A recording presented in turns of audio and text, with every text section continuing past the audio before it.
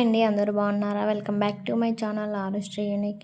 ఈరోజు మనం yummy and tasty variety chapatis చూసేద్దాం ఫ్రెండ్స్. స్టఫ్డ్ చపాతీస్ పరోటా. ఇది టిఫిన్ లేదా డిన్నర్లోకి చేసి చూడండి ఫ్రెండ్స్. చాలా అంటే చాలా టేస్టీగా ఉంటుంది. నోట్లో వేస్తేనే కరిగిపోయేంత టేస్టీగా ఉంటుంది.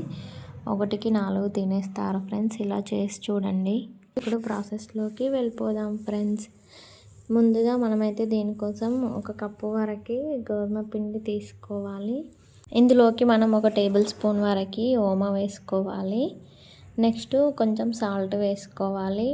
1 టేబుల్ స్పూన్ వరకు ఆయిల్ వేసుకొని అన్నీ కలిసేలాగా పర్ఫెక్ట్గా మిక్స్ చేసుకోవాలి. చూడండి వీడియోలో చూపిస్తున్నట్లుగా ఇలా పర్ఫెక్ట్గా మిక్స్ చేసుకోవాలి. తర్వాత ఇందులోకి కొంచెం కొంచెం వాటర్ వేస్తూ బాగా గట్టిగా కాకుండా కొంచెం సాఫ్ట్గా మనం గోధుమ పిండిని అయితే కలుపుకోవాలి. చూడండి ఇలా కొంచెం కొంచెం వాటర్ వేస్తూ పిండిని అయితే కలుపుకోవాలి. మీకు చేతికి కొంచెం అంటుకున్నట్లయితే కొంచెం ఆయిల్ వేసి కూడా చేయొచ్చు. చూడండి ఇలా సాఫ్ట్గా కలుపుకోవాలి. చూడండి ఇలా కలుపుకున్న తర్వాత దీనిని ఒక 10 to 15 మినిట్స్ వరకు పక్కన పెట్టుకోవాలి. నెక్స్ట్ ఇంకొక బౌల్ తీసుకోవాలి. అందులోకి మనం 1 ఆనియన్ ఇలా సన్నగా కట్ చేసి వేసుకోవాలి. నెక్స్ట్ ఇందులోకి సన్నగా కట్ చేసి పెట్టుకున్న కొత్తిమీర కూడా వేసుకోవాలి. ఇవి చపాతీ స్టఫ్లోకి. నెక్స్ట్ ఇందులోకి కరివేపాకు కూడా వేసుకోవాలి. ఇందులోకి ఒక 1/2 టేబుల్ స్పూన్ వరకు కారం, 1/2 టేబుల్ స్పూన్ వరకు ధనియాల పొడి, 1 టేబుల్ స్పూన్ జీలకర్ర, సరిపడా సాల్ట్ వేసుకోవాలి.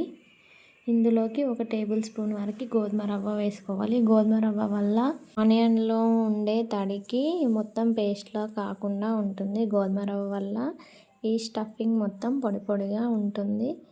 ఇలా స్టఫ్ చేసుకున్న తర్వాత మనం ముందుగా కలుపుకెట్టుకున్న పిండిని తీసుకొని ఒకసారి మళ్ళీ కలుపుకోవాలి. దీనిని మధ్యలోకి 2 ముద్దలుగా చేసుకోవాలి. హాఫ్ చూడండి వీడియోలో చూపిస్తున్నట్లుగా ఇలా చేసుకోవాలి.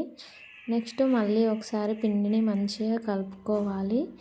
కలుపుకున్న తర్వాత మనం చపాతీ తాల్చుకోవడానికి వీలుగా పీట ప్లేటు ఏదైనా తీసుకొని కొంచెం పొడిపిండి వేసుకొని చపాతీని తాల్చుకోవాలి. చూడండి ఇలా తాల్చుకున్న తర్వాత దానిలోకి మనం ముందుగా కలిపి పెట్టుకున్న స్టఫింగ్ మొత్తం చపాతీ పైన లేయర్గా పరుచుకోవాలి. సాఫ్ట్గా చపాతీ మొత్తం స్ప్రెడ్ అయ్యేలాగా ఒక స్పూన్తో ఇలా అనుకోవాలి చపాతీ మొత్తం. ఇలా ఒకసారి ట్రై చేసి చూడండి ఫ్రెండ్స్. చాలా అంటే చాలా టేస్టీగా ఉంటుంది చపాతీలు. ఎప్పుడు చేసేలా కాకుండా ఇలా కొత్తగా ఒకసారి ట్రై చేసి చూడండి. చాలా అంటే చాలా టేస్టీగా ఉంటుంది. 1కి 4 తినేస్తారు. నెక్స్ట్ చపాతీని ఇలా ఫోల్డ్ చేసుకోవాలి. వీడియోలో చూపిస్తున్నట్లుగా మెల్లిగా ఫోల్డ్ చేసుకోవాలి. ఇలా మొత్తం ఫోల్డ్ చేసుకున్న తర్వాత ఒక నైఫ్ తీసుకొని మధ్యలోకి సమానంగా కట్ చేసుకోవాలి.